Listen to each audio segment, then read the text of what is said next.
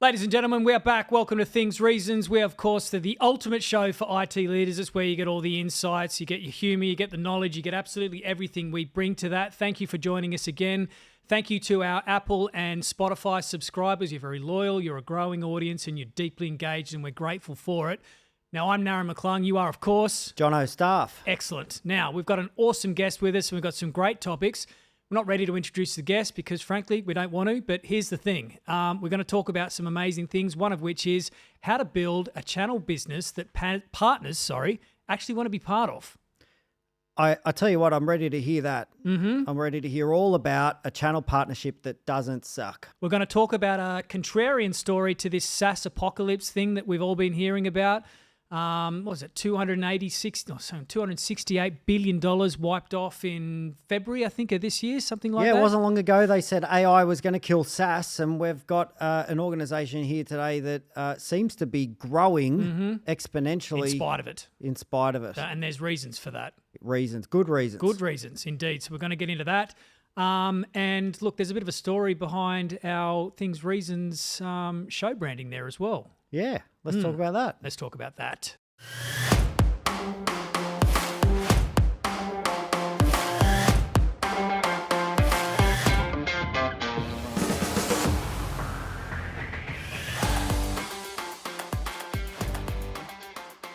How about we get stuck into it? Why don't you introduce our guest? I am very thrilled to introduce this guest. Vic Guerrero is a very good mate of mine, and he's the VP of Channel and Enterprise for APAC at NinjaOne, where he has built one of the fastest growing partner businesses in the region.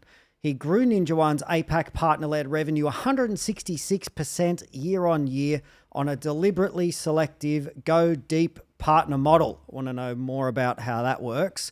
NinjaOne recently crossed a USD $12.3 billion valuation in June 2026, growing roughly 70% year on year, is super profitable, and was recently named a leader in the 2026 Gartner Magic Quadrant for endpoint management tools. Vic has spent more than 2 decades in the channel, from Adobe in the late 1990s. I can't wait to hear a bit about the shenanigans of the glory days of Adobe in the 90s, through to Jabra, where he was Chief Revenue Officer, and nearly 8 years at Orro Group before joining NinjaOne to build its Asia-Pacific channel and MSP presence. He may also be the originator of the phrase Things Reasons, which makes his seat in this chair very fitting today. Welcome, Vic.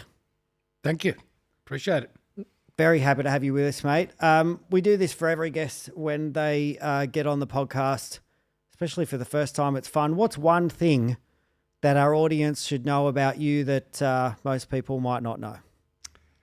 It's probably a few things. One, I've got a watch fetish, which you probably well know about already. What are you wearing today, Vic? Can you show the audience? I've dragged you into it. Very good. Little two-tone.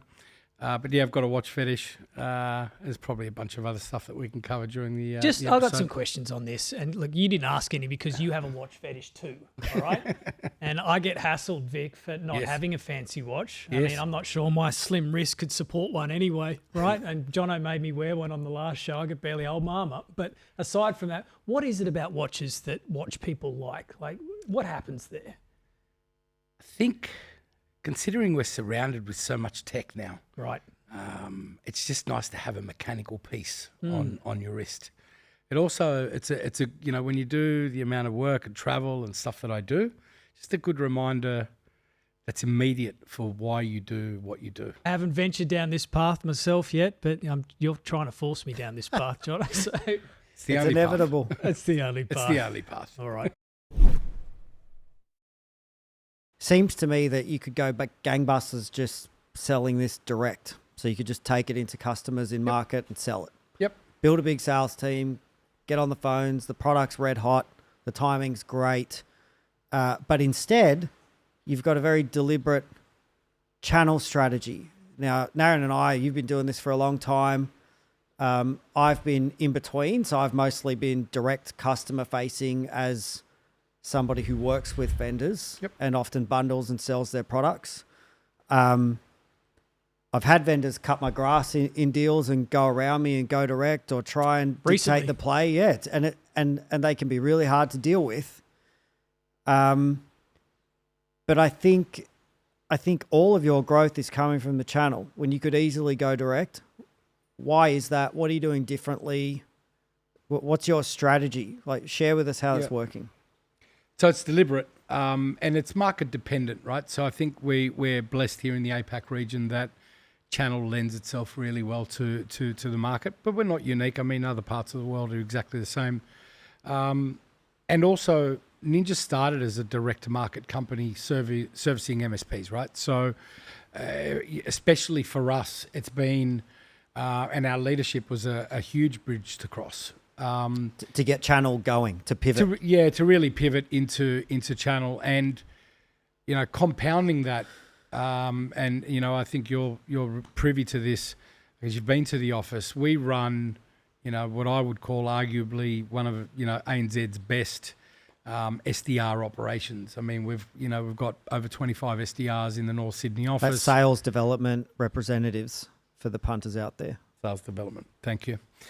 Sorry, I'll stop. No, using I'm the good on the TLAs. acronyms. Yeah, thank you. Yeah, we're good. Thank A you. sales development representative is the same as a business development manager, or what? No, it's the old inside sales. Inside sales. Got it. Outreach.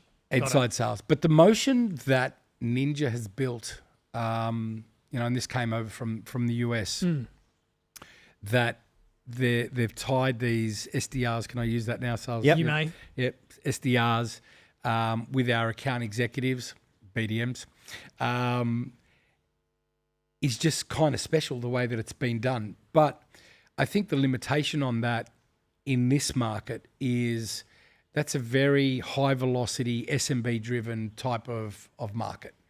The channel, especially as we go up the stack, mid-market enterprise, is more relationship driven and trust driven. And so, I think, and that's why we've, on purpose kept our channel relatively small. When you look at large vendors, I think we run a very tight.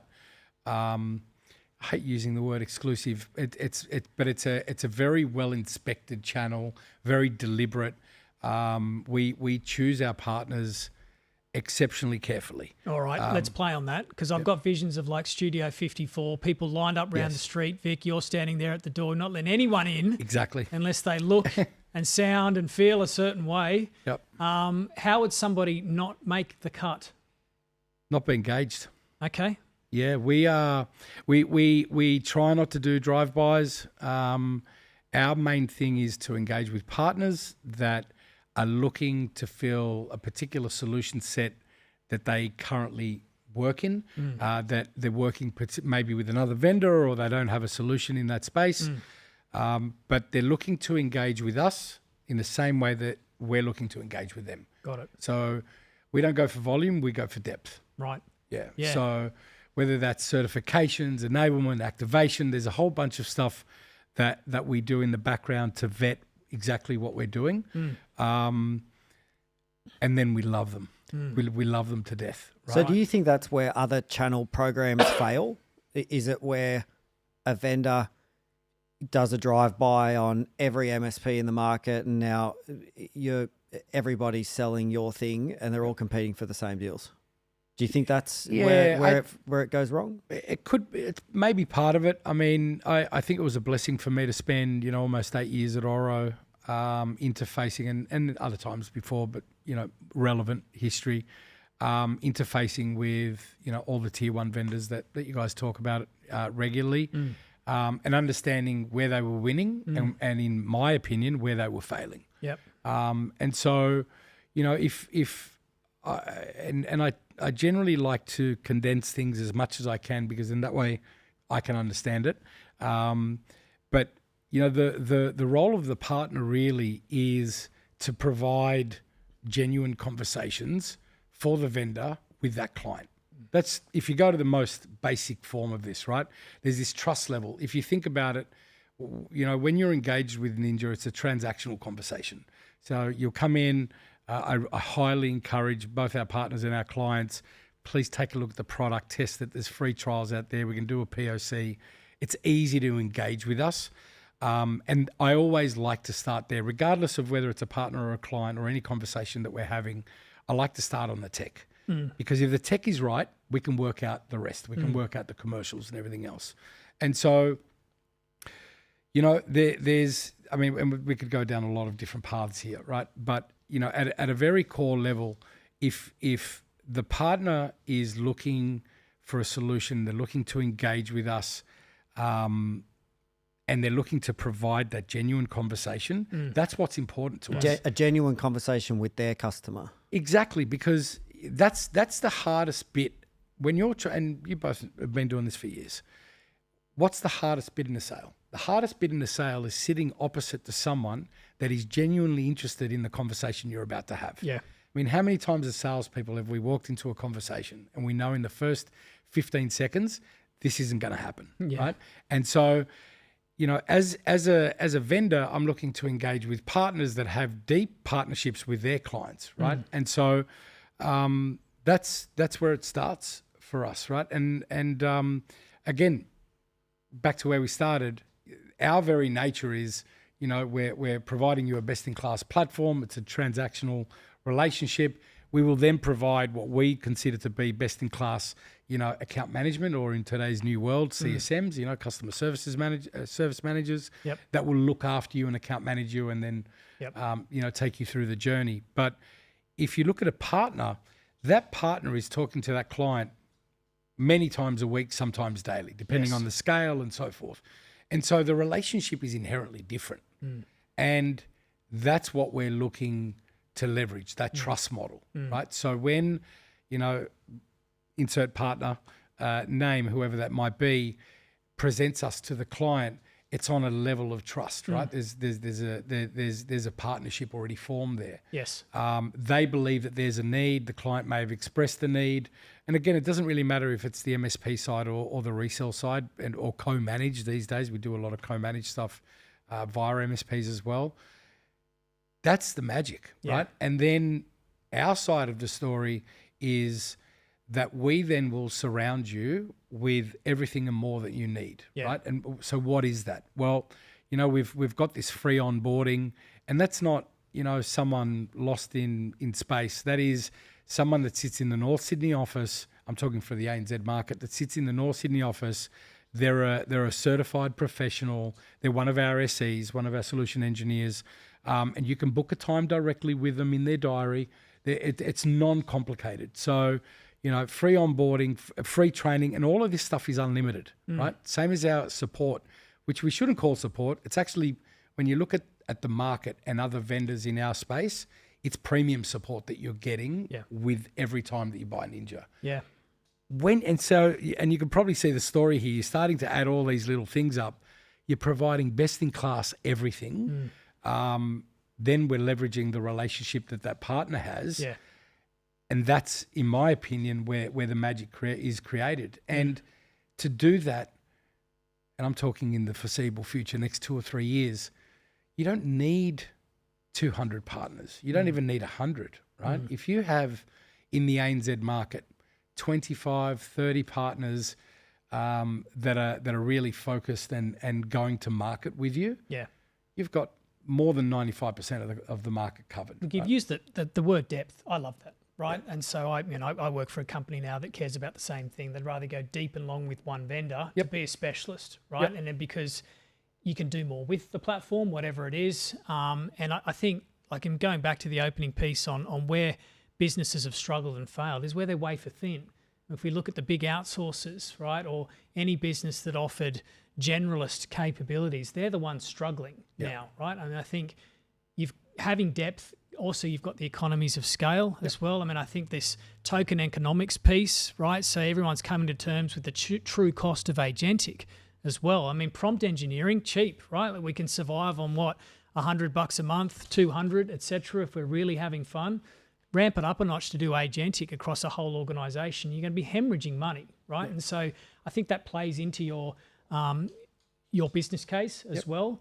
But look, I love depth, right? Because I think you've got to be a specialist these days. You've got to do your thing very well in order to survive and win against all these other existential threats, right? So I get that. Yep. Vic, if you're so for the partners listening, so we got people who work for MSPs and integrators in our audience, and they're probably responsible for choosing lots of different vendors to work with. There's a million different channel programs. Yep. What advice would you have for them as it relates to selecting a good vendor? Like how to evaluate a channel program? Like pause for a minute and pretend it's not Ninja, it's something else. Easy. What should they be looking for? Easy. And so look, and this is a conversation that I have almost every day, and it's something that the team and I have pioneered here in the last sort of couple of years and started to perfect, right? But if you look at the MSP market, and particularly when we're going in and it's highly competitive, there's many other good vendors that do great work as well, and they've generally speaking, an MSP that is using a particular set of tools has been using those tools for years. Their people are certified. They know the motion, right?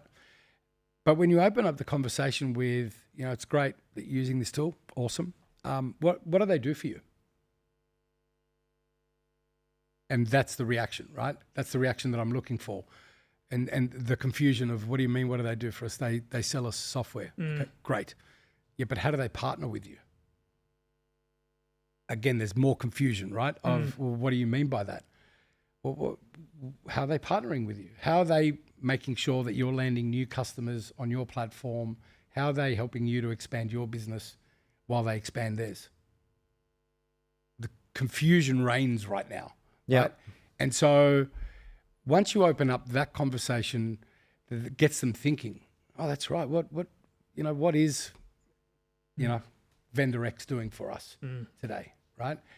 That's the gap that I need. So it's how are they helping you grow their business? How are you sharing in their growth? Yeah. Correct. Oh, there's so much I could say here. But Thinking of think one about vendor in particular at the moment. I was sending you there. Yeah. Naren, there's one question you need to ask. But you think about it, right? I mean, what are they doing to help that partner grow their business, right? And that's the gap that I need, because if they're open to it, I can show them, empirical data how I'm going to grow your business with you. And so it's a good question to ask. I think our audience would be thinking around, what are my vendors actually doing for me? I'm asking the same question of myself right now. Yeah, so am I. Yeah. There's about 40 that I've got. Uh-huh. Yeah, it's a complicated space. What are they doing? But table stakes need to be, you believe as a vendor that your platform or product or service that you're providing is best in class, right? And I will go to war with anyone on that, right? I mean, the other thing that nobody ever talks about, but is just so true, you like the person sitting across the table from you. I mean, would you go to dinner with this person? Would you introduce this person to your clients? Would you do business with this person, right? And not making it a popularity contest, but just, do you want to actively be in business with this person? This is coming up a lot. Yeah. No, but it's Tough true. for you and I, because we don't like most people, John. But not true. on lots of episodes, like this is a running theme. I wonder if AI is driving that, like this push towards, we want a real human connection. Yeah. I think people are craving it more than ever. But you can see how complicated it gets really quickly, right? Then that means, well, am I surrounding myself with the right people? Yeah. Is the team that I'm building the right kind of team and the right kind of culture? Because that's, what's been shown to me by, my leadership in the US, right? I mean, if I look at the people that I work with in the US and my direct boss in the US, I love this guy, right? Honestly, like easily the best boss that I've ever had. And well, how do you quantify that? I don't know. I can't. And that's often the most special times of, well, what does he do that makes him so special? I don't know, but...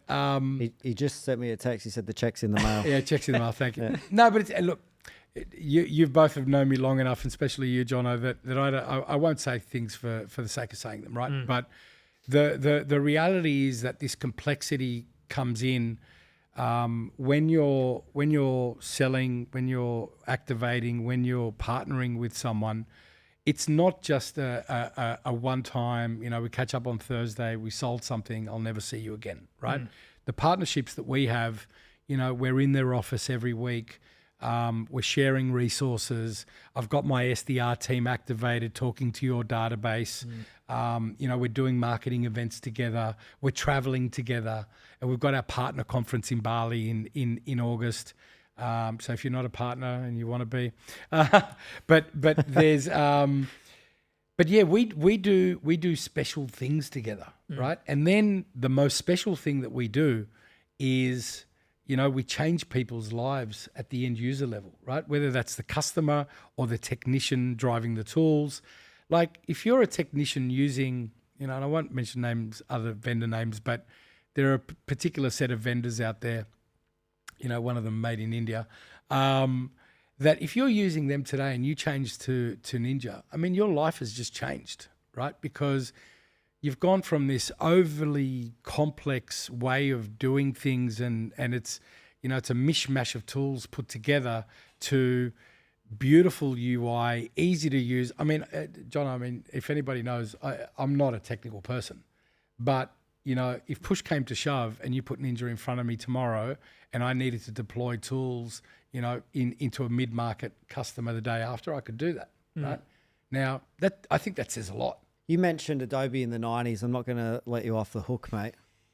Yeah. What was it? What is it about Ninja that reminds you?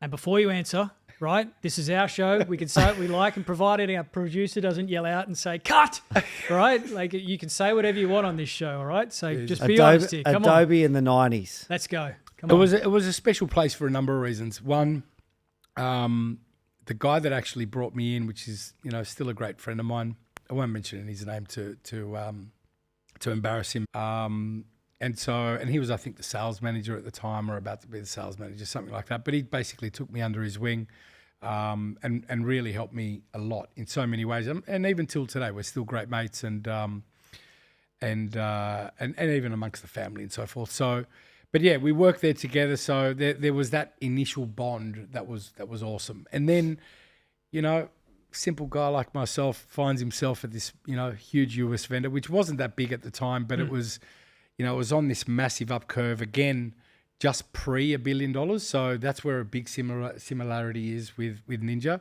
It was, we were on the run sheet to $1 billion in ARR, and the acceleration between 500 and $1 billion was just insane, right? And it just reminds me a lot in terms of the culture, the way that we operated, the way that everyone in the team is expected to know the platform, know the Ninja story. Back then it was know the Adobe story. I mean, when would you have a sales guy presenting to 1,400 people in the city, that are using Adobe tools 10, 12 hours a day, right? Well, they put me through that, right? And it was hell for a few months, learning it and getting it going. But, and you're both tech guys, you understand the pain of being a salesperson, presenting a very, very complex tool, like whether it was Photoshop or Illustrator or any of the tools at the time, to someone who's using that tool 12 hours a day and showing them, tips, tricks and techniques, right? Yeah. And so I think... You know what that reminds me of, by the way? The episodes of The Simpsons where you've got the Itchy and Scratchy show and you've got the dork in the audience who's asking the complicated question. Exactly. Oh, the wizard didn't do this. That's what's going on, right? You've got like proper anoraks that are asking you questions and they're pretty serious about it, right? Insane. Right. Insane, right? And so,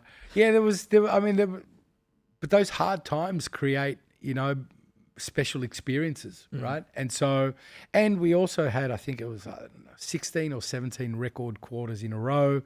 The options were flying around. The Australian dollar was trading at 46 cents at the time. We were selling options in US dollars. It was Good times. It was utter madness, for the 4 years that I was there. And again, the people were great. I left and I shouldn't have left. I made a mistake in leaving. Why'd you leave, Vic?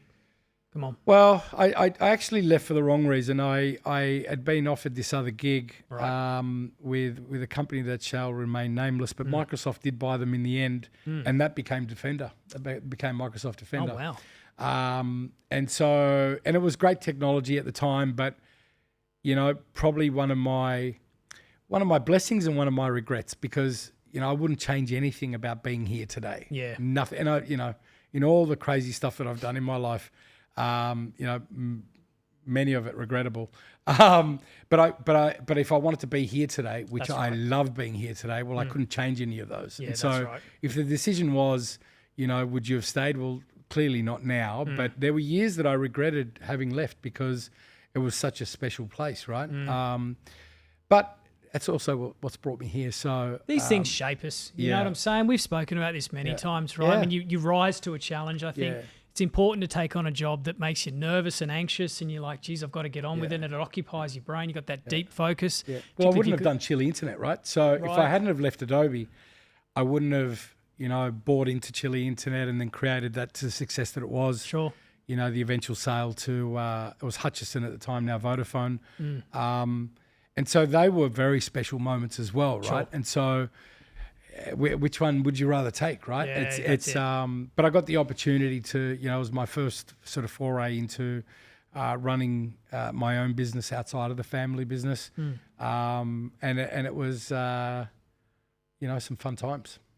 Adobe in the 90s. Good times. Let's go back there. Yeah, US dollar share options, Australian dollars at 46 cents. All of it.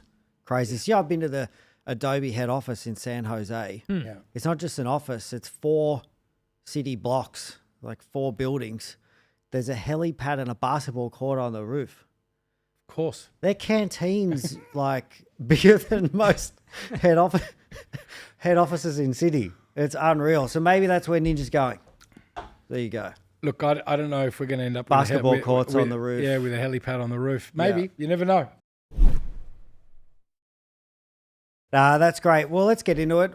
We're here today to talk about the SaaS apocalypse, which seems to be completely at odds with a platform like Ninja that's been growing 70% year on year.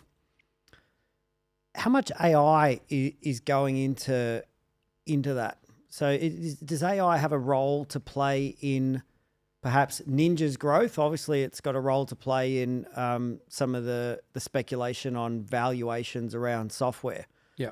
But tell us a little bit about the role that, or the impact that AI is having on Ninja. So a couple of things. I think, in general terms, Ninja is investing a huge amount of resources, money, and everything you can think of into AI. And probably one of the key areas where it's really helping us, if you think about how many integrations Ninja has today. So, think of all the tier 1 vendors, whether it's, ServiceNow or CrowdStrike or SentinelOne, a whole bunch of others, Qualys, Rapid7, etc. That takes an inordinate amount of time to build those integrations and the way we release them. And so, AI now will become a tool that, we're going to sort of double down on around that. And instead of being able to release 3, 4, 5 integrations a year, we may be able to do 3, 4, 5 integrations a month. And so from that perspective, I think that's going to be a great value add to all of our existing clients or all of our existing partners, and something that is, quickly measurable. I mean, so look, we opened the show talking about this SaaS apocalypse, right? And it was clearly all over the news and the media. You couldn't look at LinkedIn if you weren't looking at our stuff, that is, and not see a story about it. And was it 285 billion sell-off in 48 hours in February of this year? And it's the first time software PE ratios fell below the S&P 500. I mean, panic. I don't know what's going on there. I mean, I know the banks, they always like to think that they can build things for themselves until they fail epically. And we spoke about one of those on the show not that long ago. Don't need to name them again, of course. Yep. What's your take on that? I mean, is it, honestly, until you guys raised it, I hadn't really even been aware of it. And I think it's what it is we are so hyper-focused on doing what we're doing and executing, that vision that, the founders, the CEO and the founders have, that hardly paying attention to it. Yeah. From our side of things, I think our growth is coming from a number of places.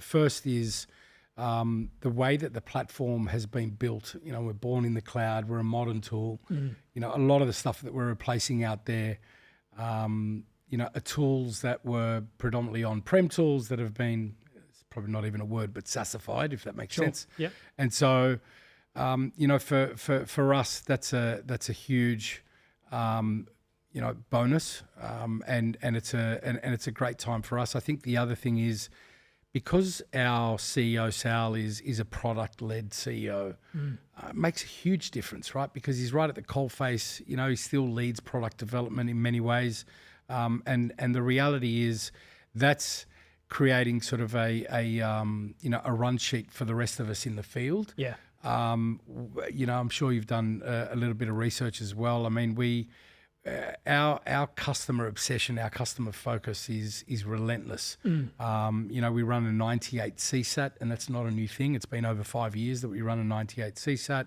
And so as we're developing this platform that is taking, best of breed tools and making them better. So if you think of, when Ninja, back a few years ago, it was Ninja RMM before NinjaOne. And so, we would provide something like TeamViewer, for example, as your remote access tool. Sure. We've gone out, we've built a tool called Ninja Remote, which we then gave the clients the choice. Would you like one or would you like the other? Overwhelmingly, people were starting to choose our tool over, what I would have called at the time the market incumbent. And why is that? It's just the way that we build stuff. It's just better. It's just easier to use, interactive. It's single point of reference, single pane of glass, all on the same platform. And that's why now, as we start to add more value to that as we go along, and asset management is one thing that we've added. Yes. Recently, vulnerability is another one that we've added recently. Yes. A weird one for us, a little left field for us, was when we bought DropSuite last year. Okay. Which was a huge acquisition for the team. That's left of center for us. Normally, we're a build, not a buy company. The DropSuite acquisition has been great for us. We've integrated it into our platform, and so now again, it's got that Ninja look and feel, and so forth. But the ease of use, back to your original question, I think that predominantly at mid-market and above into enterprise, all of these organizations are running hundreds of applications in their environment, and where they can rationalize, they do. Yes. Where it makes sense. Yeah. Right. And so if you're a single tool out there by yourself and you do one thing, even if you do that really, really well, there's a few examples that I won't mention, but even if you do that really, really well, and there's a tool that does it almost as well, or the same, but you can do 10 other things at the same time. Yeah. Stands to reason, right? Yeah, look, I get it. I mean, we see that in the security space, right? It wasn't that long ago that a company would talk about defense in depth. And, there was some niche product or capability that was justified because it did its thing 10, 20% better than something else. And I think Microsoft really capitalized on this too, right? I mean, they've got this approach of bundling, right? You buy the bundle, you buy the E3, the E5, now E7, God forbid, right? That includes God knows everything. Is E7 a thing? It's a thing, mate. It's about $40,000 per user per month, something like that. Sounds reasonable. Sounds reasonable. A lot of value. Yeah, it's a bargain. Yeah, right. But it's to your point, right? It's like, what is it? Don't let great get in the way of good, right? Yeah. If you've got a capability, particularly if you're paid for it, right, that does the job. Yep. I think it's difficult to justify these niche capabilities. And maybe that's part of the answer. I mean, you've survived this quote unquote SaaS apocalypse. It sounds like you've stayed true to your core as well. I was going to ask you a question on that too, like with acquisitions and new features and capabilities. I imagine that's part of the decision process, is how adjacent is this, right? Whether it's in-house or paid for, does it stay true to the core of what you're offering? And it sounds like it does. Yeah, for us, I mean, I think a big thing that people feel as well when you're, in motion with them, whether it's the partner or the customer, And I'd encourage you to talk to other Ninja people as well. But the reality is the feeling at Ninja, the closest it reminds me was when I was back at Adobe in the late 90s, right? The crew that built this has captured lightning in a bottle, right? The timing to market, the platform they've created, the platform that they continue to invest in and create. If you see what's coming down the pipe, the next 2 years are insane for us, right? Right. And so there's some very exciting things, but as you can probably tell from even the interactions that we've had in the past, we're all just as passionate as the leaders and the exec team in the US and other parts of the world. I wouldn't swap my gig for any other in the market today, right? No. And so love what we do, love the people that we work with. I recently had a personal event that a lot of companies could have taken and sort of dealt another way, but honestly, working with these guys is just it's been the blessing of my career so far, right? It's the way that they operate, everything that they do. It's like you're part of the family, right? And I think our customers start to feel that, and our partners start to feel that. It comes through. Right? I think it comes through. I mean, we talk about this too, right? When you're across from a seller, from a salesperson, that classic thing of would I buy from you, right? And if somebody's passionate and it's heartfelt and it comes across as genuine, and you can tell. It's real. I can tell. Yeah. Like if it's real, right, and you've got a spring in your step and you genuinely believe in the value of what you're putting forward, it comes across. 100%. There's just no way that I could do what I do on a daily basis. As you both know, I'm pretty much on an aeroplane internationally every week. And I don't think anybody's body could sustain that unless they loved doing that, right? Because it's a heavy burden on everything, on your body, on your family, on the people around you. But it's had no impact because the reality is I love what I do and I couldn't possibly think of doing anything else right now. Very fortunate. Yeah. So it seems to me that to buck the SaaS apocalypse trend, you kind of need to hit the trifecta. You need good product, good customer experience, and the solution fits. Yeah. Got to be bang on. We talk about those three dimensions a lot in terms of what it takes to unlock growth. With what Ninja's doing, I think you're actually capitalizing on the headwinds that AI is creating. Yep. So where AI is driving, I would say, consolidation of different tools, that's actually playing right into what Ninja is doing, which is making it easier to run an IT department. Yep. So if you're offering turnkey consolidation, I think it kind of makes sense. All right. Now, Jono, we've got a new section. I know, confessions. So we're moving straight on from Adobe in the 90s. That's right. Oh, God. I'm sure there's some confessions there. We'll leave that. We'll park that for a minute. We are reading out the best confessions on air. We have another one. We do have another one. Now, thank you to Johnny Wishbone, not his real name, who submitted our first story. Love that. This is the next one. Jono, you're on cue to read this out. All right. Confessions of IT professionals. Let's go. Professional confessions. Read by From the Jono vault. today. From the vault. The outage that paid for itself. Shout out to Sid Guy. You know who you are and you're listening. I actually have no idea who this is. No. Yes, we do try and guess. We do. We do try and guess because some of them we think are our mates. I don't know who this is. Let's go. It's sketchy. Sketchy. I was working as a network engineer for a top-tier payments processing company when I made what I thought was a very routine production network change for one of our banking customers, a prominent Chinese bank. It looked very clean on paper. The maintenance window was approved. Implementation steps were written and the rollback plan was ready. My confidence level was probably way higher than it should have been. Sure, this is going to be fine. It's going to be fine.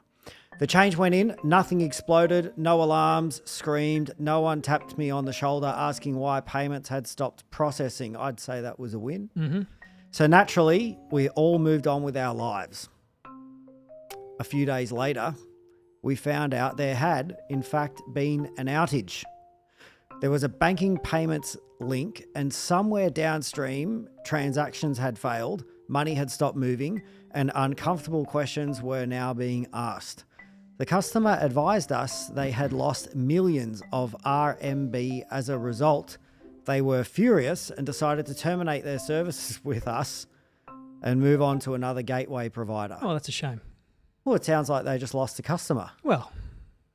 Yeah. All right. At that point, I was mentally packing my desk. I assumed my name was about to become a permanent feature in internal training material under the heading Why Change Control Matters. But therein lies the twist. The customer thought they had fired us.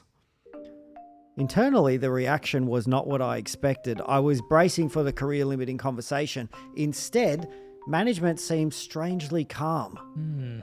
Yeah, almost relieved. And that was when I learned the full commercial picture. The agreement with this customer was costing our business an eye-watering amount of money to support.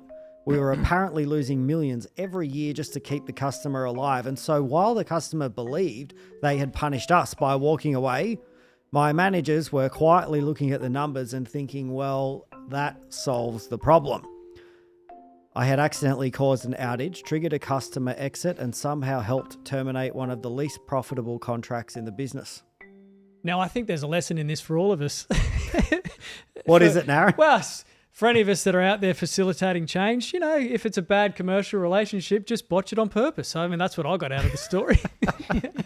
Disclaimer, this is not professional This advice. is not advice. It's entertainment. This is just entertainment, let's be clear. I don't know what the statute of limitations is on that. I wonder how old that story is. It's a gateway, payments gateway provider. Oh, man, I tell you what, change control, God bless it. I mean, Vic, you'll have been there too, right? We told our own stories, right? I mean, so like years ago when change goes bad, you know, when you get that sinking feeling and the shit's going to hit the fan one way or another, directly or indirectly, you're responsible and you're just waiting for someone to come and grab you and say, you got a quick minute? Can I just talk to you for a sec? And they've got that look on their face like, I'd react worse, but there's people around and I want to yell at you in private. Well, you can imagine this guy going home and just laying awake, sweating, rocking back and forth, just waiting and then getting a high five. Oh. Someone gave him a medal. All right. Come on, Vic. Vic. You guys have just brought back some memories. You're up, mate. Let's go. Come on. Of a payment provider that I was working at for some time. Confessions that I can actually talk about. Why does everyone find this so hard? Just let it go. Oh, just let it out. It's just cathartic. It's okay. There's a step. This is like 12 steps. One of them is getting it off your chest. The internet's a safe space. I don't know if this is confessions, but it's nevertheless an interesting story. So during Chile days. Hang on a sec. Were you lead engineer at Chile? No, I was not the lead engineer. Okay. But we had this guy, again, won't mention his name, but, you know, and unfortunately suffered from bipolar. And so it was, there was interesting times because, you know, our lead engineer would disappear for days, you know, because he was sick, obviously. And one of these times, you know, we are down, right? Like it's 11 o'clock at night. You know, I can see, can't remember the time, but let's say we were dragging 50 megabits or 100 megabits at the time, whatever it was. Right. You're an ISP, right? Yeah, we're an ISP, right? Yeah, so massive amounts of data, right? And you Yeah. could just see this thing pumping, right? Yep. And then all of a sudden I see the graph drop, right? And we were flowing like 2 or 3 and I'm So like, dropping's bad. yeah, there's something wrong here. Cliff. So correct, literally a cliff. Yeah. So, and we'd just recently invested a lot with Cisco, dual redundancy, redundant everything, right? So I call this guy up and go, hey, listen, can you see the problem? He goes, no, there's no problem. I go, no, I'm telling you there's a problem. He goes, there's no problem. I'm watching it live. And I go, yeah, I'm watching it live too. There's a problem. Have you not noticed the drop in the graph? And he goes, hold on a second. He goes, yeah, we've probably got a problem. I go, okay. What was he looking at? Yeah, I go, I was just about to say, what are you looking at? Anyway, no need to look at anything. I'll meet you at the data center. That was the catch cry, right? I'll meet you at the data center down in Piedmont near the fish markets. By then, you know, there's 5 engineers there, all from Chile. And you're paying, even at that time, you know, we were paying these guys, you know, exorbitant wages because they're the smart guys in the room, right? What do we know about this stuff, right? And so they're all fussing around and carrying on. By this stage, it was like 2 or 3 o'clock in the morning. I'm losing my mind, right? Right. Because we have got, I think at the time, you know, we're probably up to around, you know, 30, 40,000 clients, right? Like I said, I'm losing my mind by this stage, right? I've got engineers everywhere and I'm just thinking of the wages that I'm paying at the time. And they couldn't work it out. And I said, but guys, why have we bought the redundancy? And apparently we were only getting a feed from one of the pipes from this data center provider. So I said, well, why can't we just take the cable from this one that we know is working, but the equipment is down, and put it in this one where we know the equipment is working? Very logical. Can't do that. Can't do it, Vic. Can't do it. No. Hold on a second. Like that. Right. Goes down anyway. Telling you, 15 seconds later, graph, Bang. boom, back. We're back online. Everything's fixed. You did it. Yeah, literally. I just grabbed the cable and said, you can't do that. And they've gone, no, you can't do it. I go, like that. Next thing you know, everything's back up. You know, so I'm now settled but now I'm angry, right? Yeah. Because what do you need those fellas for? oh, well, that's just not the right way to do it. And I'm like, okay, but you know, and again, in typical sort of tech fashion, right? They're thinking about them and their job and the value they're providing, rather than, because no one else cares about that, just them. Yeah. The thing that we should all be worried about, which is what's the customer thinking, Yeah. right? What's the partner thinking? And we had a lot of partners reselling our stuff as well. And so, not really a confession, but more, you know, the madness in our lives, right? I can probably send in a couple of confessions anonymously. Yeah, do it anonymously. Yeah, I got a lot of, and I think that's how we started the day today with some of the comments that I was making earlier, which won't be repeated. Well, look, we're going to move on to our last section here. This is our famous quick fire 3 questions, Vic. I'm going to trust that you are well rehearsed on this. I'm not. Okay. But let's hit it. That makes 3 of us. Great. Tech Leadership Quick Fire 3 is sponsored by NinjaOne. And I'm going to enjoy reading this just as much as you're going to enjoy hearing it. So you can sit there and like. Now, here's the deal. NinjaOne don't care what we say on this show, which is exactly why we love them. And sponsors like them are how we make more episodes like this and with great guests, all right? So here's how it goes. 30 seconds is working for you. NinjaOne unifies IT to simplify work for nearly 40,000 customers in 140 countries. The NinjaOne Unified IT Operation Platform delivers endpoint management, autonomous patching, backup, and remote access in a single console to improve efficiency, increase resilience, and reduce spend. They're obsessed with customer success and have held a 98% customer satisfaction score for more than 5 years. Try NinjaOne for free at ninjaone.com/free trial form. Get on with it. All right. I think, look, you may have answered some of this already, but let's give it a red hot stab. Question 1. What is one piece of advice that you give your past self before taking on a major tech initiative or challenge? This is young Vic. Forget about the cable story. What advice would you give young Vic with all the knowledge and the capability you have now? Research, you know, investigate, talk to people around you, not necessarily the experts, but the people at the coalface doing the job on a daily basis. Got it. Yeah. Have the conversations, say the words, do the things. Right. Don't take anything for granted. No, because the reality in our world, and you know, it's good that you guys have created this environment where we can at least have a laugh about it. But most of the time, you know, I don't think people understand the complexity or the seriousness of what we do, right? And how it affects people's lives. It does. I mean, if you look at, you know, someone going through a breach, and you know it's a single founder, but they find themselves in a big business, horrible, and they're running through a breach, their life has just collapsed. Yeah, that's right. Right, and they don't know it yet, but the people around them servicing them know it. And through their own fault or somebody else's fault, regardless of how we got here, their lives are just about to be destroyed, right? And so, research everything, make sure, triple check everything, dot every I, cross every T.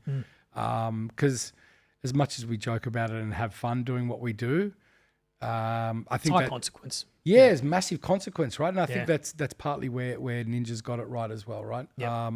We understand the level of seriousness of what we do, and we have a lot of fun with it. Yeah. But this is for real. I think this is one of the comparisons shown. We talk about the good old days, right? Like a couple of old fogies, you know, Roy and HG talk about how life was like, right? But things are high consequence now, right? For sure, right? I mean, there's stats on it too, right? It's even worse. In the back of your mind, you know, that if your business is out for like 3 or 4 days, you may not recover, right? Yeah, IT is a high stakes game, and it's integrated and woven through every aspect of our commerce, every aspect of business and our lives. So I think that's great advice, doing your research before you take on something big. Yeah. And who's downstream, right? In any breach now, it's not your data. It's the data that you have on other people and other circumstances and other things that can become a high danger for third parties, fourth parties. Huge blast radius. Yeah, that's it. For screw-ups. It's insane, right? I mean, Jono, you know of a couple that while I was working at another company, you go through a big breach, right? And you're dealing with a transport company, for example. That's right. Who's got the inventory? Where's it going? What truck's it on? Yeah.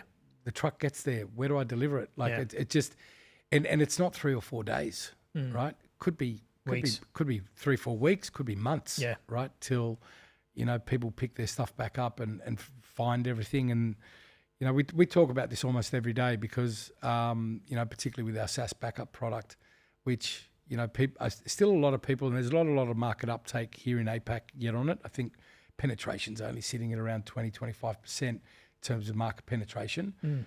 But, test it on yourself. Shut your email down and try to guess what was there. Yeah. Right. And, and you should go and ask the question, ask the company you work for, is my email being backed up?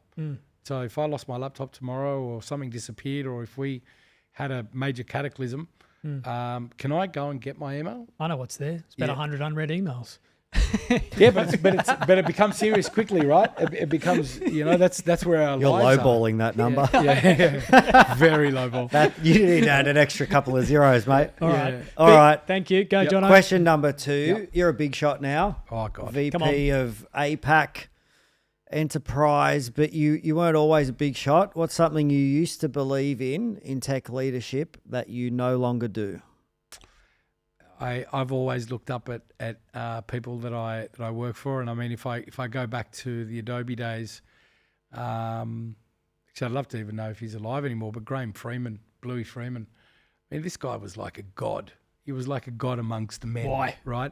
Just coming fresh into the industry, where he's everything that you would have expected. A high profile VP to be at the time. Right. All right. This guy ran the region. He then larger went off, than life, massive, right? And his personality was larger than life. And I mean, I still remember those days fondly, right? Of how these guys influenced me and how they operated and the magic that they created, right? Because again, whether that was all how they are normally, and you can't get away with a tenth of the stuff like that anymore, not even near it. But just the aura they created around them and the culture they created around them of this performance-led culture that cared about their customers, cared about their This partners. sounds like something we want to hang on to, not something you no longer believe in. This sounds like No, something it's not that I don't believe in it. It's just that, times are different now, right? I mean, whether it's expense departments or otherwise. And look, I mean, we are very privileged at Ninja, and I think that's one of the other reasons. We don't look at MDF at Ninja. We don't look at things that way, a percentage of sales and we look at it as a potential for opportunity, right? So, if we were to do business together, how could this look? I heard blank checkbook there, Jono. Is that what you heard? That's what I heard. That's what I heard. Yep. Yeah. No, but there's real opportunity hidden in the partner community. There really is. All right. And so we're just unlocking that. Well, it's a good segue then to the final question. I mean, I think you've answered this before, but what is your gut check for spotting a good partner or walking away from a bad one? Yeah, engagement. Engagement, yeah. Engagement. Indeed. Yeah. Yep. I mean, we're working at the moment with, one of the world's largest tier 1 software providers here locally and around the region. And the engagement that we have from their local leadership. I was actually in Brisbane on Wednesday and met with them again. But the plan that we've built, the go-to-market plan that we've built, the engagement we get from him and his team, honestly, there should be a case study done on that, right? On the level of difference that it can make to a vendor when your partner is engaged to when they're just coming along for the journey. Sure. Right? And so But then it becomes reciprocal because the amount of business that we've started to do in the last 3-4 months compared to what we were doing a year ago, it's like you're reading a different novel, right? And so, engagement is key, and that's why it's not for everybody, right? Yep. You can't have every partner engaged all the time because they've got priorities as well, right? They could be really engaged with, Cisco and Microsoft and a few other key vendors for them. And it's very tough in the partner community to be able to drop what you're doing to look at the shiny new ball over here and consider, should I be doing that as well, right? But for those partners that get where we're going, can see the opportunity in the market, because I honestly think in terms of a door opener, that's where we play hard.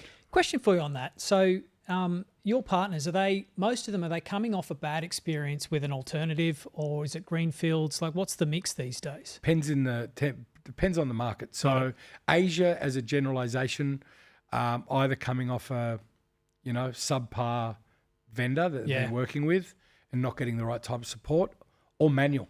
Right. The amount of times that I walk into massive organizations that are still running their patching manually. Yeah. In fact, a lot of people, on Microsoft, are they doing their third-party patching? Mm-hmm. Got it. Okay. Great. Yeah.